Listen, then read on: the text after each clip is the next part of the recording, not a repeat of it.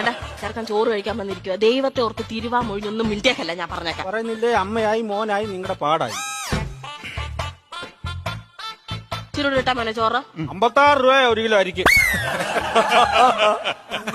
പയറ് തോര വിടട്ടെ. പയറ് കിലോ 35 50 ഗ്രാം തോരൻ മതി അമ്മ. സാമ്പാർ ഒഴിക്കട്ടെ. 350 രൂപ ഒരു സാമ്പാർ കിറ്റിന്. ചാറ് മതി. വാട്ടർ ബില്ല് അടച്ചിട്ടില്ല. മുട്ട പൊരിച്ചു വേണം മോനെ. ആ മുട്ട പൊരിച്ചു. 12 രൂപ നാടൻ മുട്ടയ്ക്ക്. എന്താ പ്രാണികൾ വരെ ഞെക്കി മുക്കി ഈ വീടിന് വേണ്ടി അധ്വാനിക്കും.